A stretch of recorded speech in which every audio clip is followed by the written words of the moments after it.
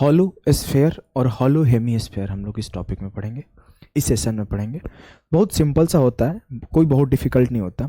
Easily आप समझ जाओगे और इजीली आप कर लोगे। आ जाओ हम लोग करने का कोशिश करते हैं। अगर बोले हॉलो स्फेयर क्या होता है, तो पहले जो स्फेयर हम लोग पढ़ रहे थे ये ऐसा कुछ था। बोलोगे जी सर। अब मान लिए कि इतना मोटा खोखला हो जिसके अंदर भी खाली हो और बाहर से तो मोटा हो, इतना मोटा हो। कभी कभी आप देखते हो जो बॉल होता है ना, क्रिकेट बॉल, वो हॉलो स्फेयर ही है। कैसे? अंदर में वो गैस भरा हुआ है, कुछ नहीं है, और बाहर इतना मोटा होता है परत। तो ये इतना मोटा हुआ, तो इसका मतलब क्या हुआ कि इसके दो रेडियस हो गए। एक अंदर के, जब मैं अंदर अंदर चेक करूंगा तो एक अंदर अंदर रेडियस फॉर्म होगा, और एक जब बाहर तक कैलकुलेट करूंगा तो बाहर तक एक रेडियस होगा।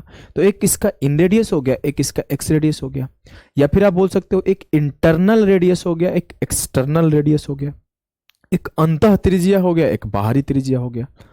सवाल कैसे पूछेगा कि जो मोटा सा बना हुआ है ना, इसमें कितना क्वांटिटी यूज है, आइटम यूज है, कुछ भी ऐसे पूछेगा। आप सिंपल सा, सर मैं अगर बड़े वाले वॉल्यूम से, मतलब बाहर तक का वॉल्यूम निकाल लिया और फिर उससे अंदर वाले वॉल्यूम को माइनस कर लिया, तो जो क्वांटिटी है वो निकल के आ जाएगा। तो मुझसे अगर वॉल्यूम पूछा जाए तो मैं सीधा बोलता हूं, उसे वॉल्यूम नहीं पूछता है, पूछता है कि जो आइटम यूज हुआ है उसका कितना क्वांटिटी यूज हुआ है।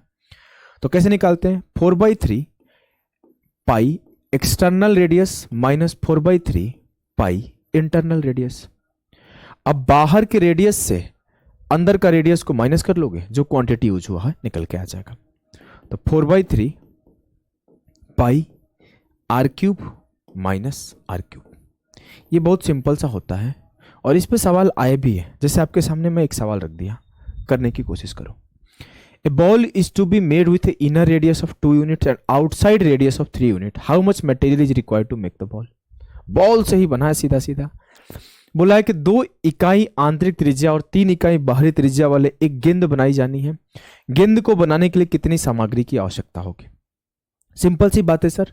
मैं बोलूंगा बाहरी वॉल्यूम से अंदर के वॉल्यूम को माइनस कर लूंगा तो गेंद का आ जाएगा जितना मटेरियल से बना है। तो 4/3 पाई r³ मतलब 3 का क्यूब माइनस 2 का क्यूब, 3 का क्यूब 27 से 8 गया 19, तो 19 चौके 76/3 pi, 76/3 pi will be the correct answer. Easy है, बहुत आसान है सर, कुछ था ही नहीं। जैसे हम लोग पढ़ते आ रहे थे वैसे पकड़ते चले जाएंगे। सीजीएल 2022 का एक सवाल, hollow sphere has an outer radius 4 and inner radius 1, तो वॉल्यूम बताओ क्या है? फिर से वही 4/3 पाई r³ माइनस 4/3 पाई r³ माइनस r³। 4 का क्यूब 64 से 1 गया 63, 63 का मल्टीपल 21 का मल्टीपल रहना चाहिए, 21 चौक 84। सिंपल सा है, कैसे करोगे देखो। 4/3 पाई r³ माइनस r³। हमने क्या किया? 4/3 पाई 4 का क्यूब माइनस 1 का क्यूब, 4/3 पाई 4 का क्यूब 64 और 1 का क्यूब 1, तो 4/3 पाई इंटू 63, 3 से काटा 21 बार में, 21 चौके 84 पाई, 84 पाई विल बी द सही उत्तर। क्लियर है? आ जाओ इसे करते हैं। MTS का सवाल है, पॉज करना और करने की कोशिश करना। Hollow spherical shell is made up of a metal for density 2.5 gram centimeter cube. If the external and internal radii of the sphere are 35 centimeter and 14 centimeter, how find the mass of the shell?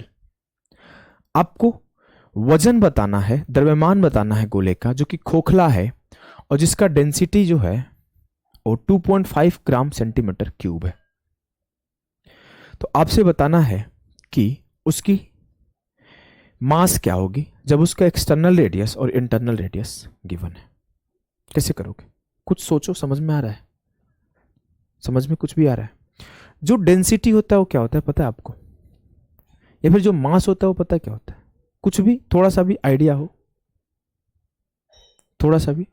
तो जो density होता है ना, घनत्व तो बोलते हैं जिसे, ये मास अपॉन वॉल्यूम होता है, मास अपॉन वॉल्यूम होता है। तो आपको ये घनत्व दिया गया है 2.5 ग्राम सेंटीमीटर क्यूब। अगर मुझे मास निकालना है, वजन निकालना है, द्रव्यमान निकालना है, तो मैं बोल दूंगा डेंसिटी को वॉल्यूम से मल्टीप्लाई कर दो। तो मुझे डेंसिटी पता है, मैं वॉल्यूम निकाल लूंगा उस स्फीयर का और मैं डेंसिटी से मल्टीप्लाई कर दूंगा तो मुझे मास आ जाएगा। मास मतलब वजन होता है, द्रव्यमान होता है। तो डेंसिटी कैसे, डेंसिटी पता है, वॉल्यूम आता कैसे, 4/3 pi r cube minus r cube. हमने कर दिया 4/3 pi r cube minus r cube. एक काम करें, हमने कहा कि ये 4/3 पाई का वैल्यू 22/7 और यहां हो गई ये 35 का क्यूब माइनस 14 का क्यूब। सर ये डिफिकल्ट नहीं हो रहा है? हाँ हो रहा है। एक काम करते हैं, 7 का क्यूब दोनों से कॉमन कर देते हैं। 4/3 22/7, 7 का क्यूब कॉमन हो गया तो ये बच गया 5 का क्यूब 125 और ये बच गया 2 का क्यूब 8।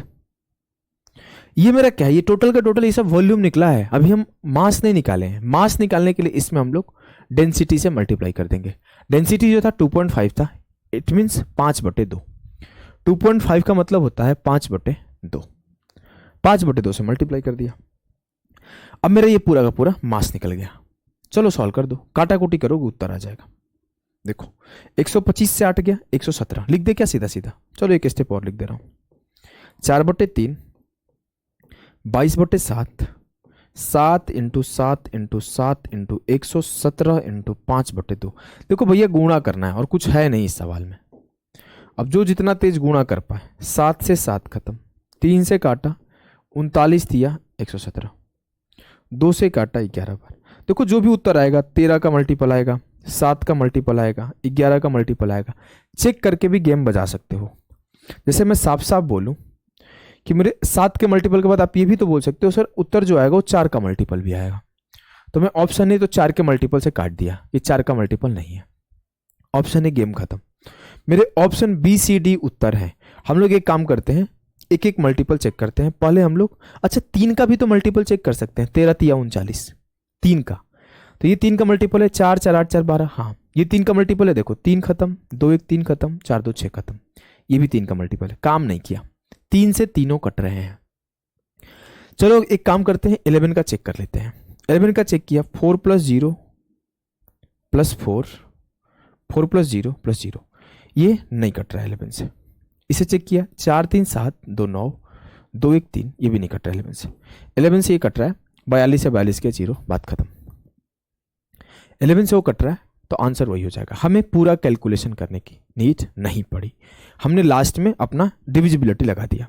अगर मैं बात करूं तो आपके टोटल सरफेस एरिया से या सरफेस एरिया से सवाल नहीं आया है इसमें। अगर फिर भी पूछ ले सरफेस एरिया तो आप क्या करोगे, एक बार इंटरनल सरफेस एरिया और एक बार एक्सटर्नल सरफेस एरिया निकाल दोगे। अगर आपसे टोटल सरफेस एरिया से सवाल पूछ दे तो आप कैसे निकालोगे, एक बार इंटरनल सरफेस एरिया और एक बार एक्सटर्नल सरफेस एरिया। अगर आपसे सरफेस एरिया से सवाल पूछ दे तो करोगे एक बार इंटरनल सरफेस एरिया और एक बार एक्सटर्नल सरफेस एरिया, दोनों को सम कर दोगे तो ये आपका सरफेस एरिया आ जाएगा। सवाल नहीं आया है तो आएगा भी नहीं, आप इससे सवाल आया है तो आगे इसी से आएगा, क्योंकि वो वही पूछ ही सकता है कि वजन कितना है उसका। सरफेस एरिया नहीं पूछ सकता। क्यों नहीं पूछ सकता? क्योंकि वो बंद होता है। ये नहीं पूछ सकता। क्यों नहीं पूछ सकता है? क्योंकि ये बंद होता है। बॉल देखते हो, बॉल बंद होता है तो उसका अंदर का एरिया कैसे फाइंड आउट करेंगे? यही रीजन है कि इससे सवाल नहीं पूछता है, लेकिन उसका वजन तो निकाल सकते हैं, तो वजन इस ऐसे निकाल लेंगे। ठीक है, ठीक है। अब हम लोग हॉलो हेमीस्फीयर का बात करेंगे। खोखला, अर्ध गोला। अच्छा एक सवाल और है, हमें लगा कि खत्म हो गया, 3 ही सवाल लाए थे। चलो अब इस सवाल को सॉल्व करते हैं। ए tube is in the form of hollow sphere having outer diameter. एक टब है जिसका खोखले गोले के रूप में है, जिसकी बाहरी व्यास 94 है। व्यास 94 है तो रेडियस होगा 47। Thickness of tube is 5 centimetre. अब बाहरी व्यास उसका 94 था तो रेडियस 47 लिख लिया। थिकनेस 5 है तो 5 मोटाई कम कर लेंगे तो इंटरनल रेडियस कितना हो जाएगा, 47 से 5 गया 42। आंतरिक त्रिज्या 42 हो जाएगा। If water from tub is poured into rectangular tub, अब उससे हमने पानी को उठा के एक रेक्टेंगुलर टब में डाल दिया। रेक्टेंगुलर टब कैसा होता है सर? घनाभाकार, क्यूबॉइडल फॉर्म में कुछ ऐसा होगा। ऐसे होगा। इसमें हमने पानी पलट दिया। इसका जो बेस एरिया है L इंटू बी है, वो मुझे गिवन है 1320। यदि टब से पानी को एक आयताकार टब में डाला गया जिसका आधार का क्षेत्रफल 1320 है, तो मुझे ये बताओ कि उसका हाइट कितना होगा, इसका हाइट कितना होगा, मतलब कहां तक पानी आएगा। सीधी सी बात है, जितना पानी होगा उस हॉलो स्फीयर में उतना ही टब में पानी जाएगा। It means volume must be equal. Volume को हम लोग इक्वेट कर दिए। वॉल्यूम कैसे निकालते हैं, अब पानी होगा कितना, इतना तो समझदार हो, जितना सर इंटरनल जगह होगा उतना ही पानी होगा, एक्सटर्नल से तो फर्क पड़ता नहीं है। इंटरनल जगह कितना है 4/3 pi are Q internal radius. तो 4/3 पाई का वैल्यू 22/7 आर क्यूब, ये बराबर किसके होगा, जो वॉल्यूम होगा उस रेक्टेंगुलर शेप के बॉक्स का, उसका वॉल्यूम क्या होता है L into B into H, या फिर बोल सकते हो आधार का क्षेत्रफल इंटू हाइट। तो आधार का क्षेत्रफल मुझे 1320 दिया हुआ है और हाइट मुझसे पूछ लिया है। गेम खल्लास, गेम खल्लास जी सर, गेम खल्लास। कैसे काटोगे, 22 से काटा 22 छक्के 132, 6 से काटा 6 7 42, 7 तिया 21 से काटा 21 दूना 42। देखो भैया साफ साफ मल्टीप्लाई कर दो, 4 गुणे 42 गुणे 7 गुणा 2 14 बराबर हो जाएगा 10H। 4 दूना 8, 4 चौके 16, 168, 14 8 112 और 14 8 छक्के 84 और 11 कितना हो गया 84 10 94 95 और 14 कम 14 और 9 23, 235.2 जो होगा वो H होगा। कहीं गलती कर रहा हूं क्या, 117.6 तो इसका आधा है यही होगा। गलती से लगता है आंसर मिसटाइप हो गया, 235.2 आना चाहिए। अगर मेरे से कोई गलती हो रहा होगा तो आप माफ कर देना, अगर मेरे से कोई गलती हो रहा होगा तो माफ कर देना, ठीक है। सब कुछ हमने अपने साइड से सही करा है। अगर हॉलो हेमिस्फीयर ले लूंगा तो आंसर ये आ जाएगा, वो 4/3 का 2/3 हो जाएगा। अगर हेमिस्फीयर लूंगा तो आंसर ये आ जाएगा, स्फीयर लिया हूं तो आंसर वही आएगा। चलो हेमिस्फीयर आगे हम लोग पढ़ेंगे। हॉलो हेमिस्फीयर, हॉलो हेमिस्फीयर कैसा होगा, कुछ इस तरीके का होगा।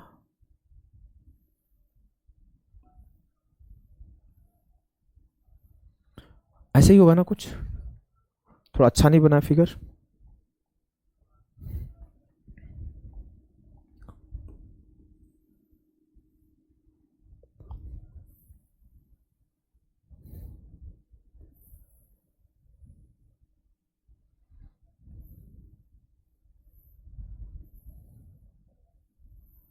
अब अच्छा बन गया, हाँ कुछ ऐसा ही होगा जी सर। इसके भी इंटरनल रेडियस होगा और इसका भी एक्सटर्नल रेडियस होगा जी सर। अब इसी के ऊपर अगर मैं एक और ऐसा फिगर ऊपर से डाल दूं, मतलब आपको अगर समझाना चाहूं तो आप समझना, तो ये क्या हो जाएगा, ये आपका हो जाता है sphere.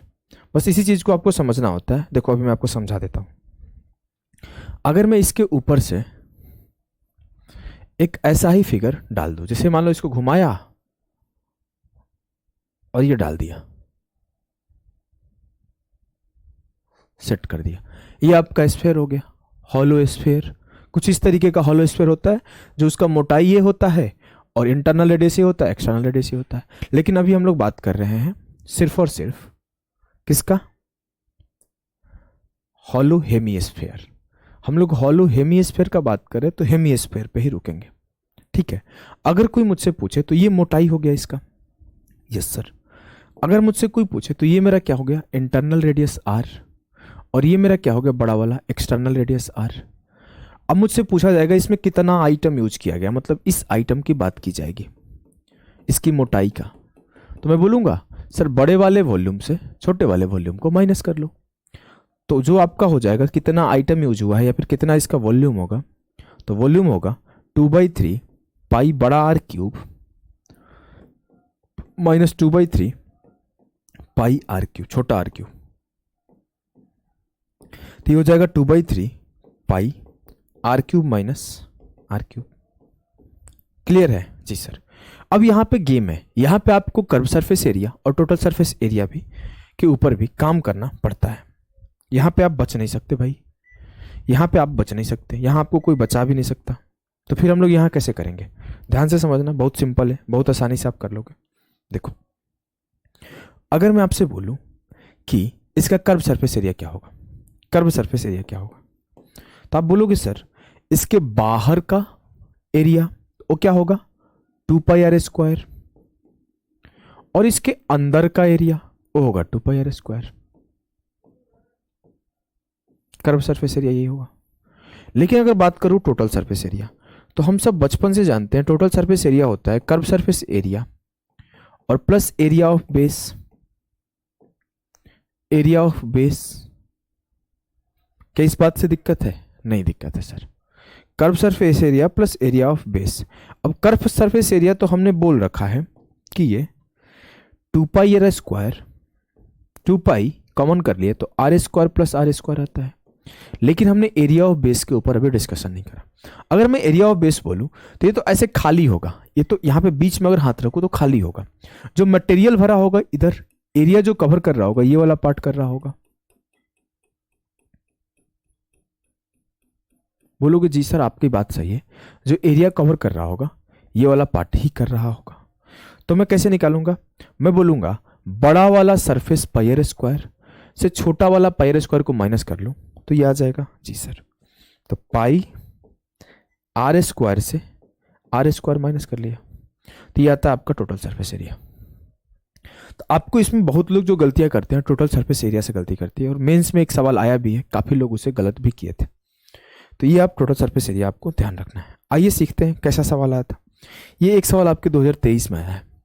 If the inner radius of a hemispherical ball is 5 and the thickness is 0.25, find the volume of the material required to making the ball rounded off the 2 decimal. बहुत कैलकुलेटिव सवाल है, देखने में लग रहा है ना? हाँ, कैसे करिएगा बताइए। आपका एक अर्धगोलाकार कटोरे की आंतरिक त्रिज्या 5 और इसकी मोटाई 0.25 दी हुई है। ठीक है, ठीक है। बताना है कटोरा बनाने के लिए आवश्यक सामग्री का आयतन ज्ञात करिए। कैसे आयतन निकलेगा बताओ, कैसे आयतन निकलेगा? कुछ भी समझ में आ रहा हो बताओ।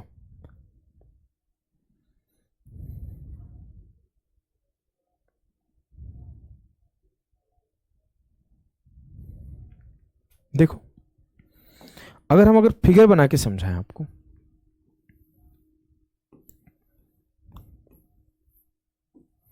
तो मैं बोल सकता हूं इसका रेडियस 5 होगा और इसका रेडियस 5.25 होगा। तो आप क्या करोगे, बोलोगे सर 2/3 पाई, पाई का वैल्यू लिख दो 22/7, 5.25 का क्यूब माइनस 5 का क्यूब। यही बोलोगे ना 2/3 पाई r³ माइनस r³, 2/3 पाई r³ माइनस r³। समझदार बच्चे यहां दिमाग लगा देगा, वो 5.25 को नहीं लिखेगा ऐसे। वो देख रहा है ना परेशान करने वाला 5.25 है, उसने मेरे से पढ़ा है, उससे ये बार बार सिखाया गया है कि 0.25 दिखे तो अपने आंख से 1/4 देखो, 0.75 दिखे तो अपने आंख से 3/4 देखो, या फिर 1/4 दिखे तो 0.25 देखो और 3/4 दिखे तो 0.75 देखो। अब जब जैसन तब तैसन के फॉर्मूला लगाते हुए जब जैसा सिचुएशन होगा वैसा काम करेगा। वो बोलेगा सर एक जो मेरा रेडियस होगा 5 सही 1/4 होगा, तो 5 के 20 21/4, मतलब मेरा कुछ ऐसा हो गया 2/3 पाई का वैल्यू 22/7। अब मेरा बड़ा रेडियस क्या हुआ 21/4, तो 21/4 का क्यूब, और छोटा रेडियस क्या हुआ 5 का क्यूब। अगर मैं छोटा रेडियस को भी चाहूं तो ऐसा कर दूं क्या, ऊपर नीचे 4 से मल्टीप्लाई कर दिया तो ये मेरे लिए होगा 20/4 का क्यूब। क्या इस बात से किसी को दिक्कत है? कैलकुलेशन से बचने का तरीका सिखा रहा हूं। मैंने इसे 5 का क्यूब करता तो मुझे बाद में कैलकुलेशन करना पड़ता है, 21 का क्यूब 9261, फिर 5 का क्यूब 4 के 64 मल्टीप्लाई करो। हमने पहले ही बेस बराबर कर दिया, हमने पहले ही इसके नीचे 4 का क्यूब था, इसके नीचे भी 4 का क्यूब लाके गेम खल्लास। अब मैं कैलकुलेशन करता हूं 2/3 22/7 21/4 मतलब 9261 का डिवाइड कर दो 64 से, माइनस 20/4 मतलब 8000 को डिवाइड कर दो 64 से।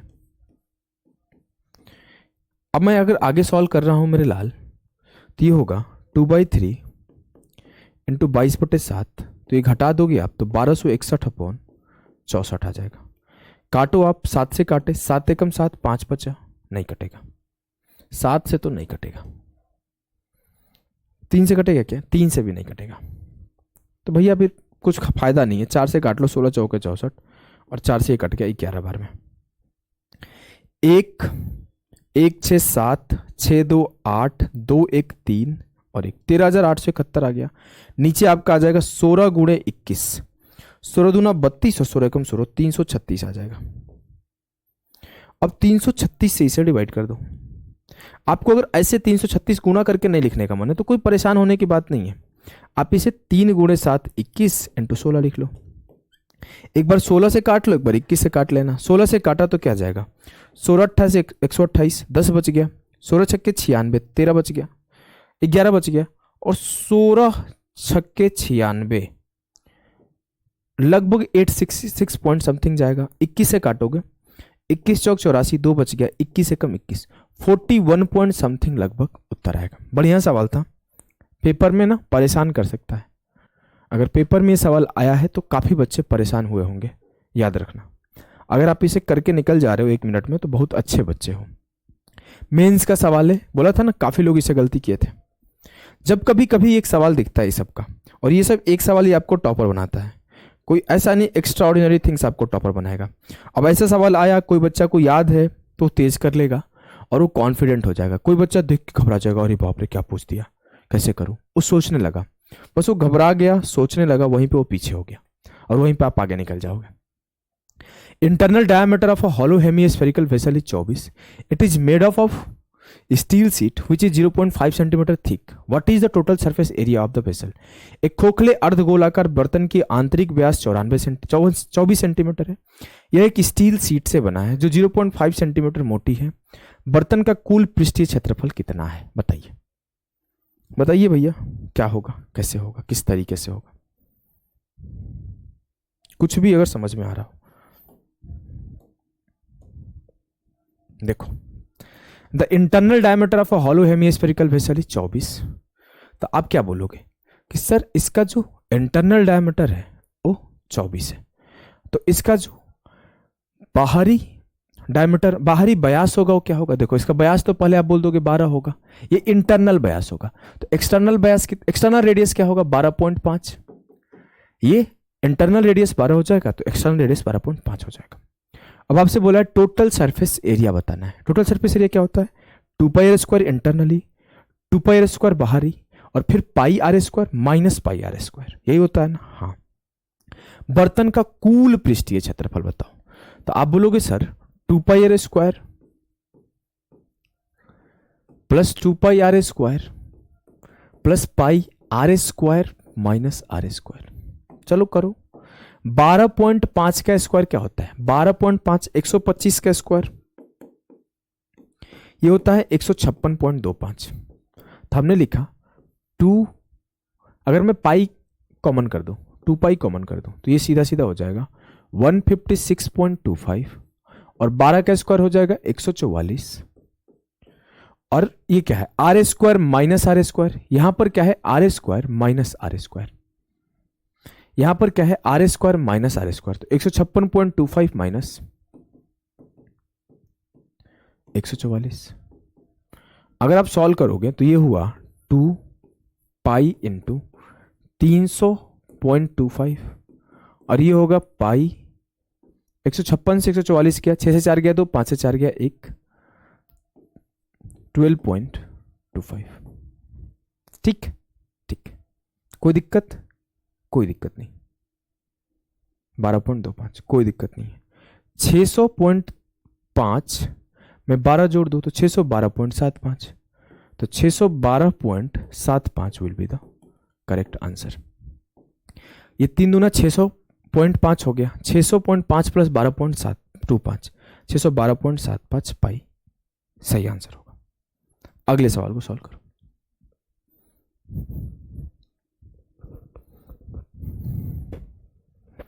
अगला सवाल क्या है, a toy is in form of hollow hemisphere having internal and external radii as 28 centimetre and 35 centimetre.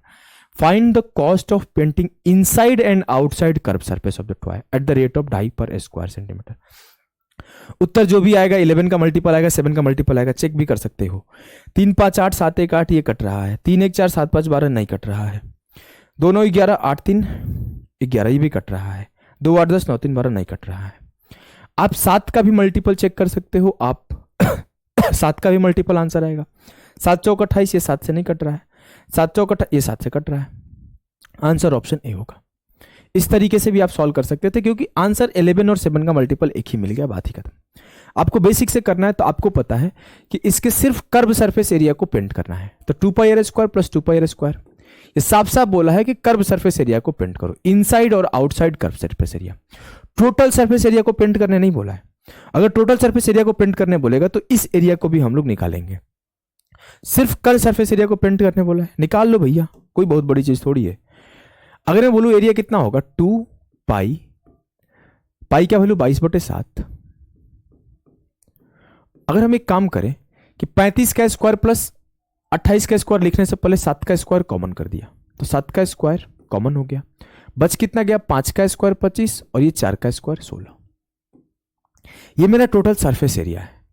लेकिन हमें इसके पर स्क्वायर 2.5 रुपए खर्च करना है, तो पूरा इसमें कितना खर्च होगा, एक स्क्वायर सेंटीमीटर में 2.5 रुपए खर्च हो रहा है, तो इतना स्क्वायर सेंटीमीटर में इतना इंटू 2.5, 2.5 को लिख सकते हैं 5/2, हमने काटाकुटी मचाया, 2 से 2 खत्म, 7 से 7 खत्म, 22 गुणे, एक काम करो 5 दूना 10 कर दो, तो 22, देखो अब कैलकुलेशन बहुत इजी करना है इसको, 22 गुणे 7 इंटू 25 16 41 इंटू 5, यही है ना। हाँ, एक काम करते हैं 7 दूना 14 को 41 से मल्टीप्लाई कर दिए, कोई दिक्कत है?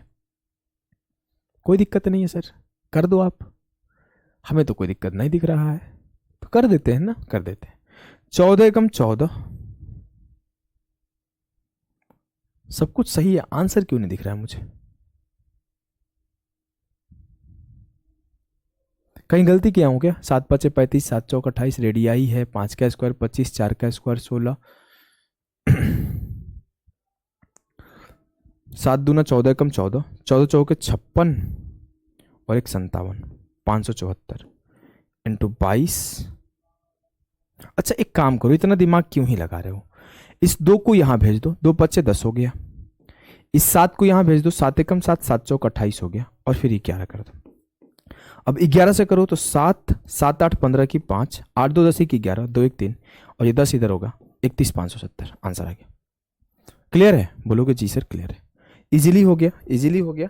थोड़ा कैलकुलेशन करना था, वैसे आप 11 का मल्टीपल देख के 7 का मल्टीपल देख के आंसर टिक कर सकते थे, मैंने पूरा कैलकुलेशन भी करा दिया।